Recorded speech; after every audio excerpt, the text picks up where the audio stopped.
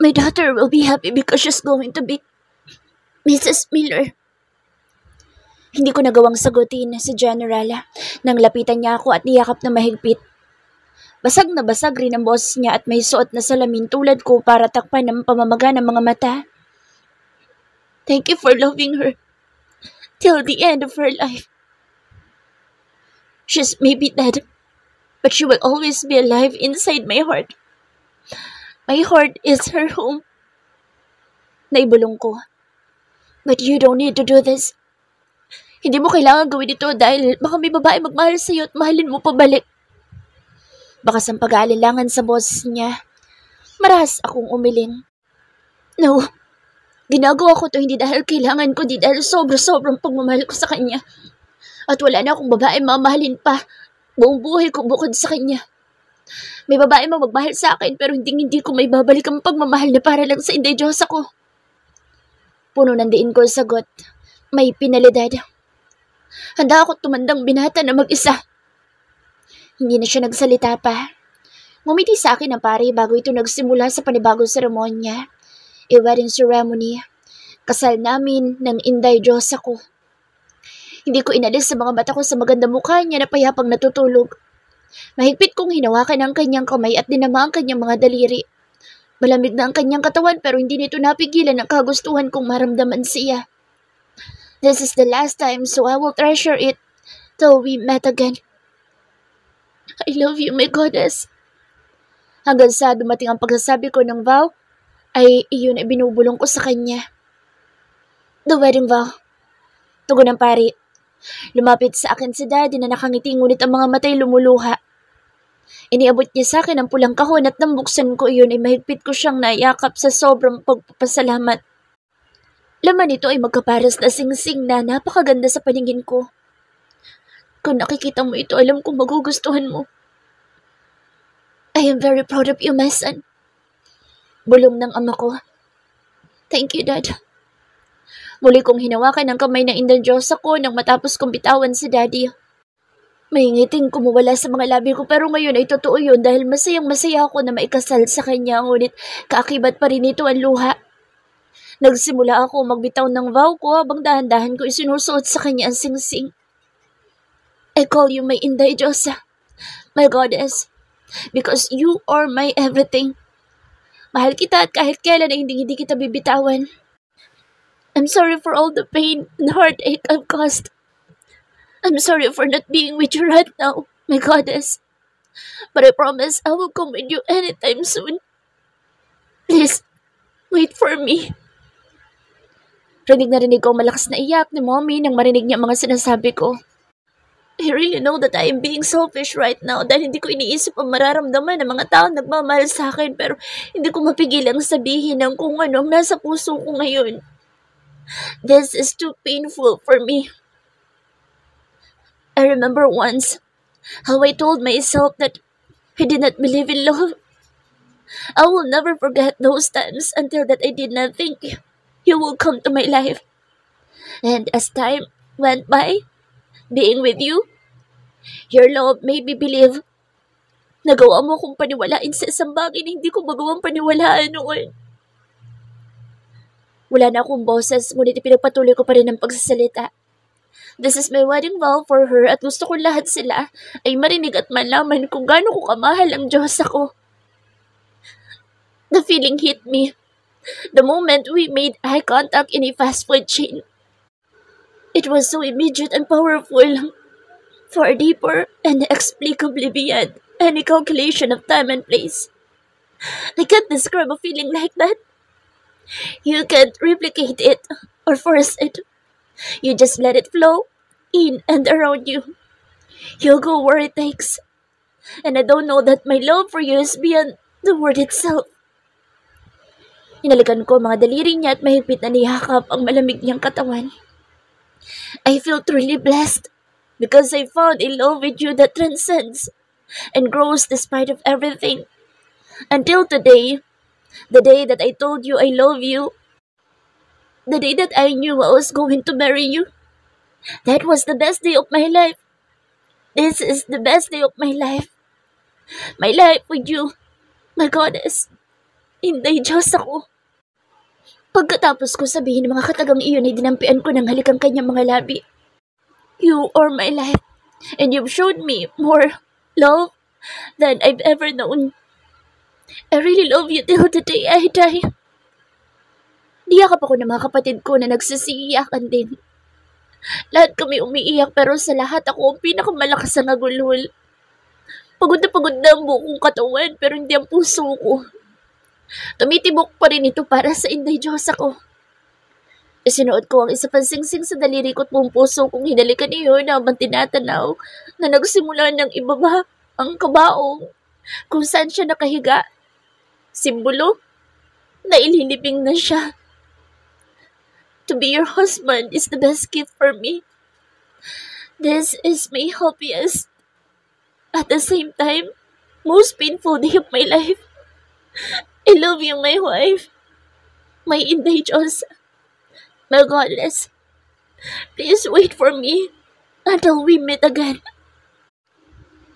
Nagpaiwan ako sa sementeryo kahit natapos na ang lahat. Nag-iisa na lamang ako sa lugar habang hindi kumukurap na nakatitig sa puntod ng Inday Diyos ako. Wala pa rin pinagbago ang sakit na nasa kalooban ko. Kahit ako'y namamangha na nakakaya ko pang huminga ngayon sa kabila ng pagkalunod ko sa sakit. Mapait ako napangiti habang pinagmamasdan ng singsing na nasa daliri ko. Singsing na nag-uugnay sa amin kahit na ako nandito at siya nasa kabilang mundo.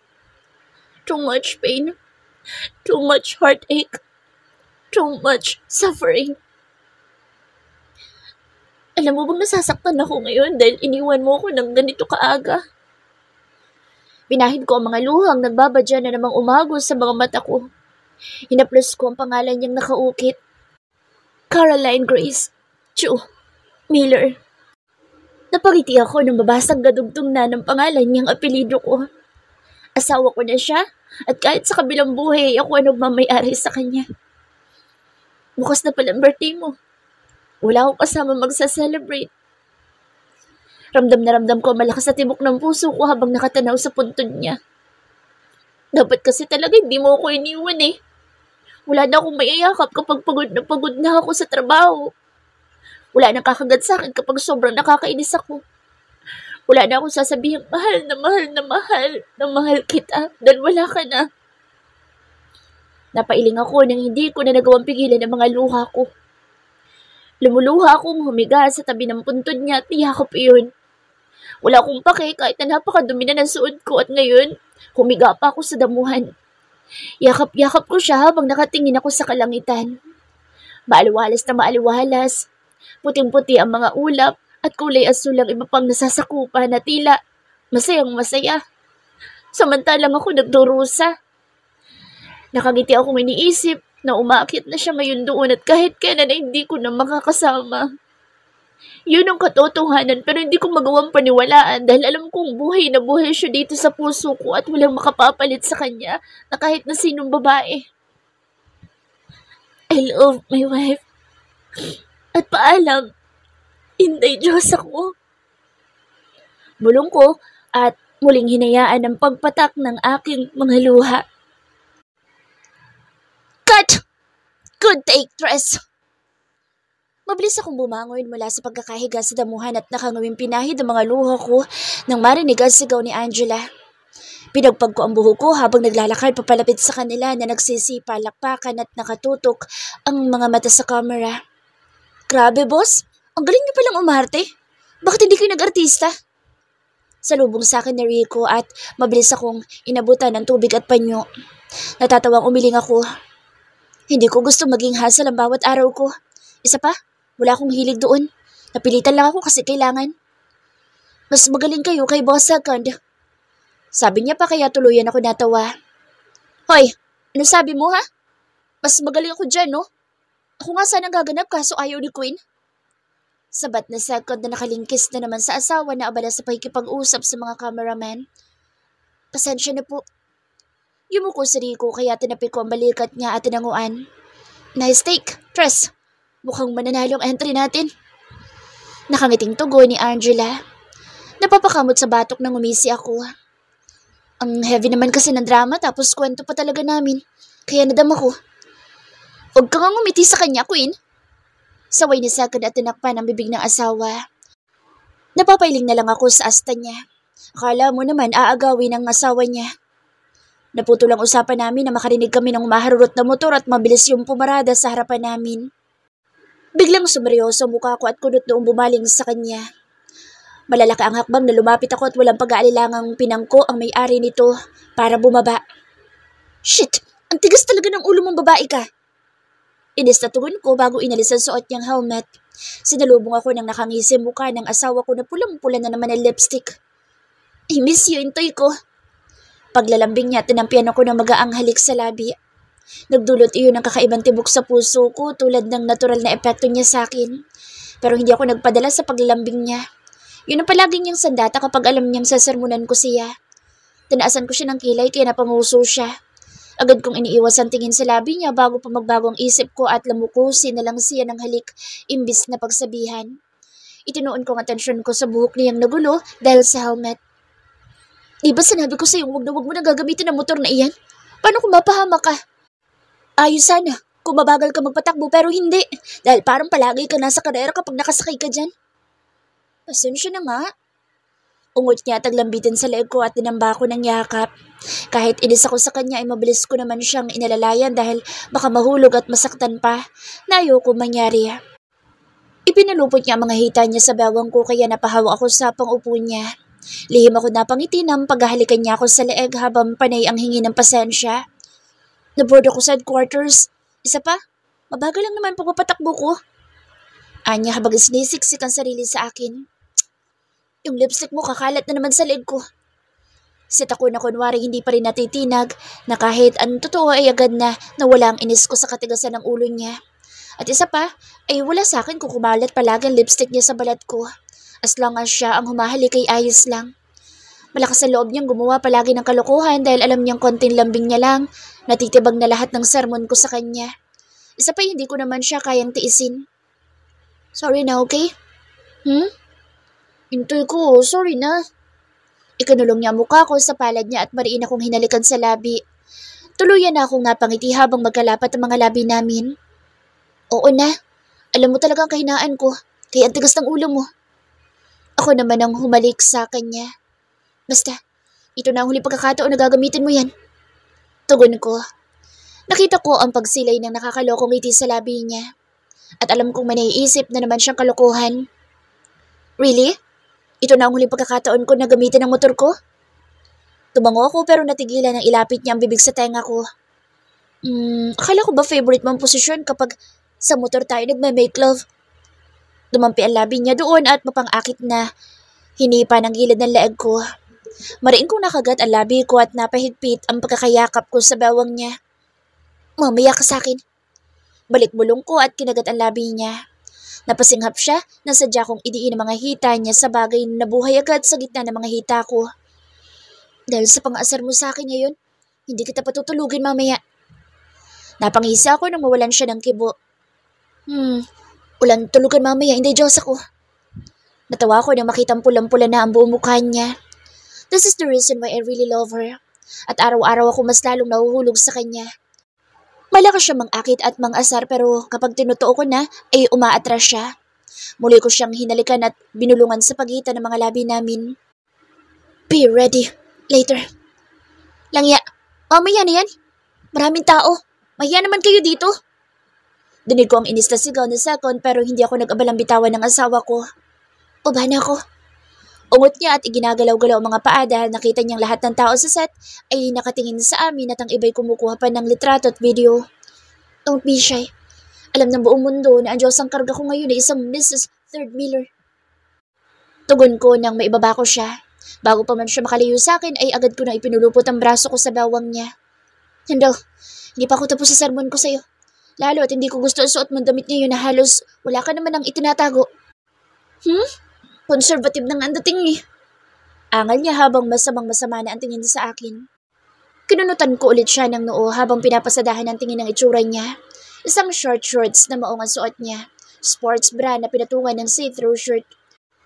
Conservative na yun para sa kanya? Na halos wala ng tinakpang balat? Nag-t-shirt pero walang silbi. With her signature high-heeled boots. Conservative? Kita ang pusod mo. Yan dibdib mo at mga hita mo. Ako lang dapat na makakita ng mga yan. Niyakap ko siya para itago ang katawan niya at humarap ako kay Rico. Pakikuha ko ng damit sa tent. Isusuot ko lang dito sa asawa kong matigas ang ulo. Agad naman siya tumango. Yes sir, right away. Napangiti naman ako nang hindi nagpumiglas ang asawa ko sa mahigpit kong yakap. Iniyakap niya pa ang mga braso sa bewang ko. PDA. Naiiling na tugon ni Angela habang nakataas ang kilay sa Inday Diyos ako. Kala mo naman siya hindi. Reklamo ng Inday Diyos ako at kumawala sa akin na tila may naalala. Mabilis siyang humarap sa best friend niya at namewang. Ikaw ba? May galit talaga sa akin? Ngumisi si Angela para inisin ang asawa ko kaya natawa kaming pareho ni Second. Alam ko na kung anong itatalak niya. Umayag na nga ako love story namin ng intoy ko ang gamiting entry sa Valentine's Film Festival. Tapos pinalitan mo pa ang ending? Pinatay mo ako doon sa dulo. At ang mas nakakainis pa, pinahiga mo ko sa loob ng kabaong. Bakas na bakas ang pandidiri niya. Malakas ako natawa dahil kahapon ang shooting na iyon na kasama siya at nasa kabaong. Kulang na lang maglupasay siya nang matapos dahil natatakot siya sa amoy ng kabaong. Noong pinaliguan ko siya pagdating namin sa bahay, panay ang ungot niya. Nabuhusan ko daw siya ng mainit na tubig para maalis sa katawan niya ang amoy ng kabaong. Nang hindi ko gawin ay inaway niya ako kaya ang ginawa ko ay 3 oras ko siyang pinaliguan. Sabihin mo lang kung galit ka sa akin. Hindi ko talaga tanggap na patay ako sa entry na yun. Sa ganda kong to, papatayin mo lang sa wakas. Diyosa ng kagandahan tapos pinahiga sa kabaong. Letanya niya. Halos umusok ang ilong niya habang nakaharap kay Angela at ang isa naman ay mapang-asar lang na nakangisi. Ang pangit pa ng makeup mo sa loob ng kabaong. Dagdag asar ni Second at tumagalpak ng tawa kaya mas talong naasar ang Inday Diyos ako. Mabilis kong itinikom ang bibig ko at pilit na pinipigilan ng tawa nang bumaling sa akin ang nagbabaga niyang mga mata. Napangiwi ako nang suntukin niya ako sa tiyan. At ikaw tumatawa ka pa. Ako ang asawa mo tapos hindi mo ako pinagtatanggol. Inaapi mo ako. Sinamangutan niya ako. Ikaw pang naaapi sa lagay na yan?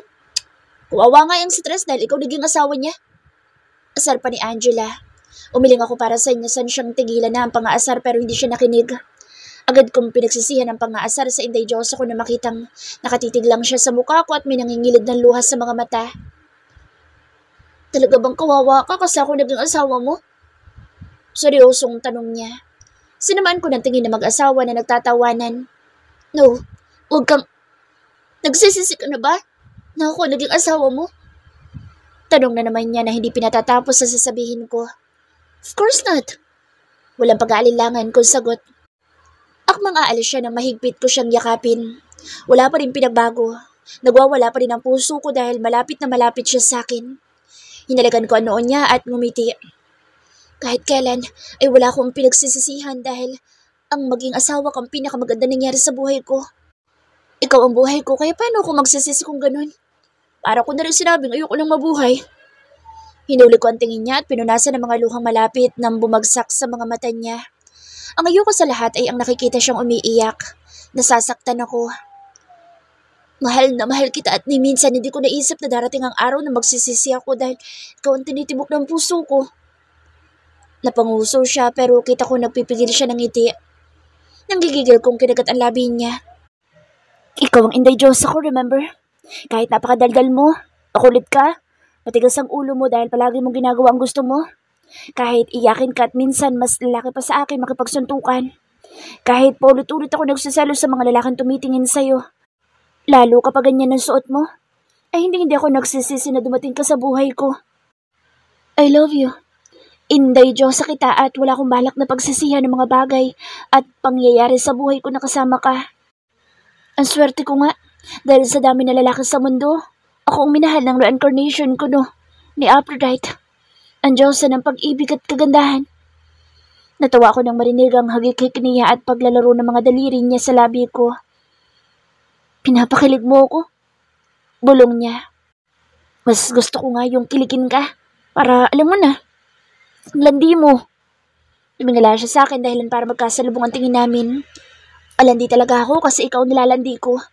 At mamaya, lalandiin talaga kita hanggang umaga. Palagi naman akong pagod sa'yo eh. Natawa ko dahil sa sinabi niya. Natigilan kami ng tumikim sa Rico. Boss, ito na po. Nagpasalamat ako nang iabot niya sa akin ang pinakuha ko at agad ko yung isinuot sa asawa ko. Huwag matigas ang ulo. Sabi ko. Yes, Intoy ko. Sumaludo siya sa akin at humalik. I love you, Inday Diyos ako. Tugon ko. Love na love din kita. Intoy ko. Grace, person over voice. It's been a year simula na nangyari ang lahat. Isang taon na, simula nang mawalan ako ng paningin dahil sa pagligtas ko sa lalaking pinakamamahal ko. Isang taon na rin simula na magkausap kami ng nanay ko sa ospital dahil sa paghingi niya ng tawad. Sa una ay mahirap magpatawad lalo kung masyado ka nasaktan sa isang bagay na ginawa niya. Pero naisip ko, kailan ako magpapatawad? Kapag wala na siya? Kapag hindi ko na siya makakasama? Kapag huli na ang lahat? Dahil gusto ko rin maging masaya ng tuluyan ay natuto ako magpatawad at alisin ang galit na nasa dibdib ko dahil sa pag-iwan niya sa akin. Sa hindi niya pag-alaga sa akin ng mga panahong kailangan ko siya. She's maybe not a good mom to me but I want to be a good daughter to her. Kaya nagpatawad ako. Hindi lang para sa kanya, kundi para na rin sa sarili. Simula nang mabulag ako ay napilit ako ni Intoy ko na bitawan na lamang ang kaso at pansamantalang tumigil sa pagiging agent. Hanggat hindi pa na ibabalik ang paningin ko. Nung una, ayoko dahil malaki na ang naisakripisyo sa kasong iyon. Kaya gusto kong ako ang bubuwag at tatapos pero lumuhod siya sa harapan ko at nagmakaawa na gawin ko ang bagay na iyon. I really love my job but I also love him more than anything else in this world. Nang marinig ko na umiiyak siya dahil sa pagmamakaawa ay tuluyan kong binitawan ang serbisyo ko bilang agent. Please, hindi Diyos ako. Kahit ito lang ipagkatiwala mo naman sa akin. Ayoko na makitang nahihirapan ka so please, just this one baby. Just this one. Dinig ko ang basag niyang tinig kaya naninikip na naman ang dibdib ko.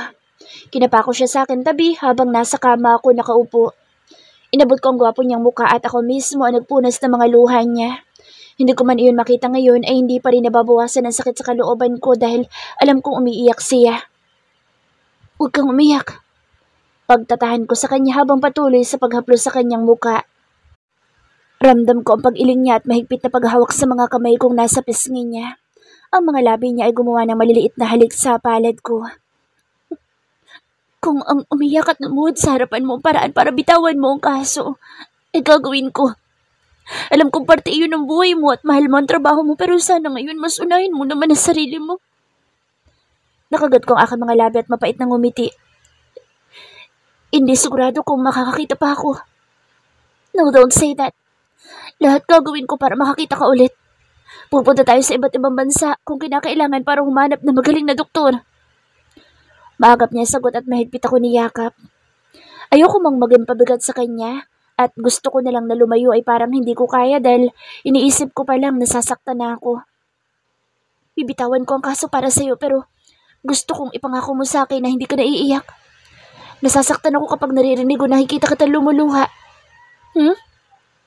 Tumango siya. Hindi ako iiyak. Pero hindi ko maipapangako na mapipigilan ko ang mga luha ko kapag nakikita na kitang naglalakad sa aisle pupunta sa akin para samahan ako sa harap ng altar. Napaawang ang labi ko dahil sa sinabi niya. Hindi man niya direktang sinabi pero naiintindihan ko ang gusto niya iparating at hindi mapigilan ng puso ko ang pagwawala. Para yung may sariling isip na nagdiwang. Sa Troy na ang hahawak sa kaso na iyon. Ayon na din sa ipinakuusap ko kay General at ngayon ay nasa kamay na nila sa Nicole. Pagkuway tugon niya. Makalipas ang ilang sandalang katahimikang bumalot sa akin. Kumunot ang noo ko dahil sa pagbanggit niya sa pangalan ng babaeng iyon. Anong meron kay Nicole? Bukod sa siya ang girlfriend mo. Hindi na itago ang sarkasmo sa boses ko at bumitaw sa pagkakahawak niya. Ang sayang nararamdaman ng puso ko kani-kanina lang ay biglang naglaho at napalitan ng panibugho. Nawala sa isip ko na may girlfriend na pala siyang tao. Hindi namin iyon napag-usapan simula nang dalhin ako sa ospital. Hindi, Diyosa. Malambing niyang tawag sa akin at muling hinuli ang mga kamay ko. Hindi ako kumibo. Hindi, Diyosa ko. Uy. Tawag niya pero hindi pa rin ako nagkaroon ng lakas na sumagot.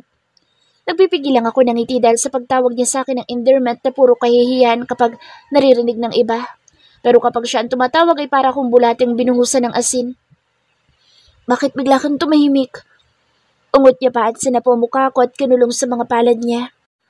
I broke up with her. Doon naging aktibo ang sistema ko. Parang may mga anghel na kumakanta dahil sa naririnig ko. Am I being selfish dahil nagsasaya ko sa kaalamang hiwalay na sila? Mali ba ang maging masaya? Hindi ko kayang pakasamahan ng babaeng naging dahilan ng pagkawala ng paningin ng babaeng mahal ko. Anya, what do you mean? Humugot siya ng malalim na buntong hininga bago sumagot. Siya ang sniper na bumaril sa'yo. At siya din ang nagpupuslit ng mga drugs sa loob ng club.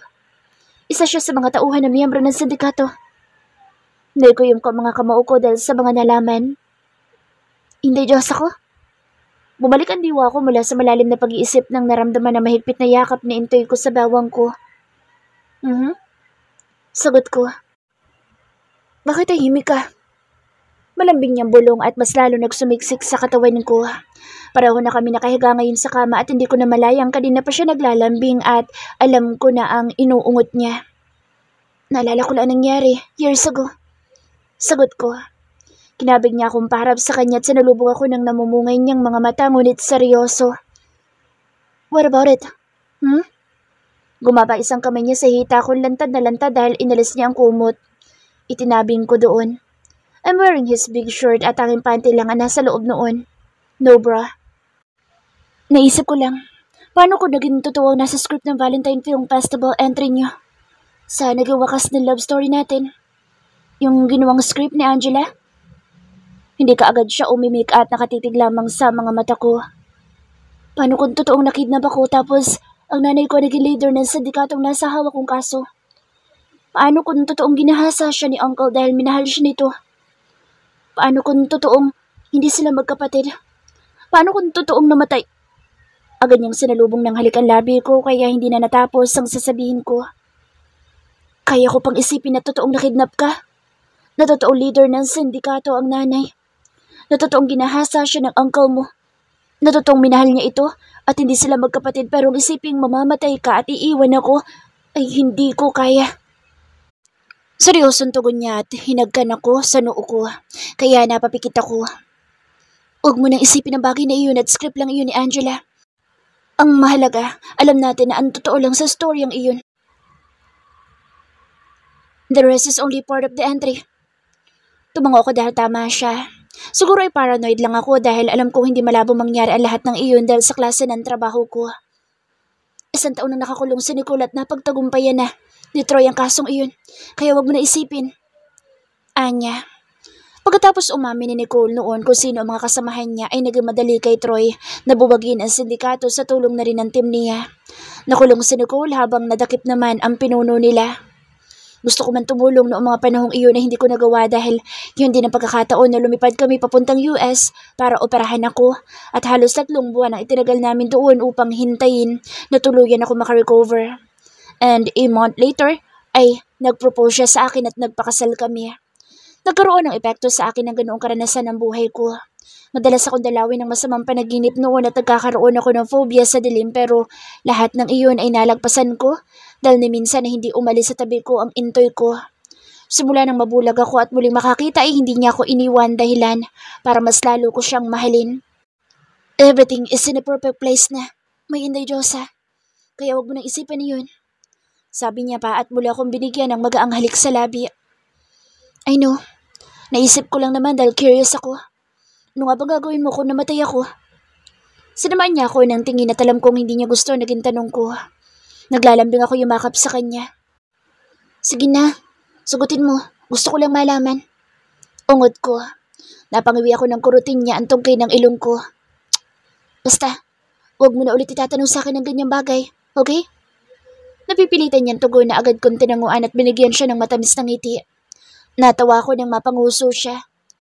Well, kung mangyayari man yun, na alam ko namang hindi dahil hindi ko papayagan. Seryosong sagot niya at mas lalong humigpit ang pagkakayakap sa akin. Mas malala pa siguro ang gagawin ko kaysa kung ano ang nasa script doon. Doon kasi kinaya ko mabuhay pa hanggang mailibing ka. Pero kung totoo man yun, baka noong pagsabi pala ng doktor na huli na ang lahat at wala na silang magagawa, ay agad ko natatapusin ang buhay ko.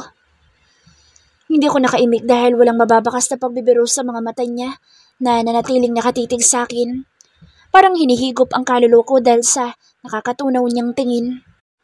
Alam kong kasalanan na magpakamatay, pero mas kakayanin kong harapin ang kasalanang iyon kaysa ang harapin ng mga araw na wala ka sa tabi ko.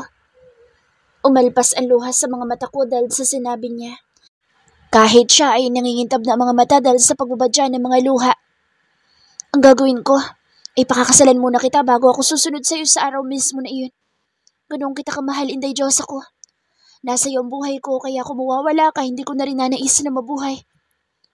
Mabilis ako napayakap sa kanya at sumiksik sa leeg niya. Sumingot-singot ako para pigilan ang mga luha ko. Mahal na mahal din kita. At ganun rin ako. Kung mawawala ka sa akin, mas naisin ko na rin na mamatay kaysa ang humarap sa panibagong araw na wala ka. Bulong ko. Niyakap niya ako na mahigpit at ramdam ko ang ilang ulit niyang paghalik sa ulo ko. Hanggang ngayon ay paulit-ulit pa rin ako nagpapasalamat sa kanya dahil ibinigay kanya sa akin. I always thank God because He gave me the best goddess in the world. Napatawa ko sa pagsabi niyang goddess.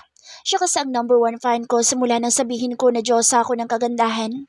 Palagi niya iyong pinagyayabang kaya palagi ako natatawa.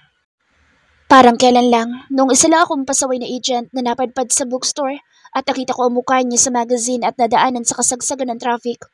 Pero ngayon ay kayakap ko na siya at asawa na. Wala talaga makapagsasabi kung ano mangyayari sa buhay ng isang tao. Noon naliligaw ako sa kanya at naghahabol ay hindi ko naisip na aabot kami sa ganito.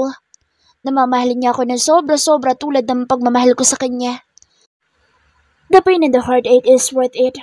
Hindi ako nagsisisi na naranasan namin ang mga bagay na iyon dahil kung wala ang mga karanasang iyon ay hindi kami lalakas at pagtitibayin ang pagmamahal namin para sa isa't isa.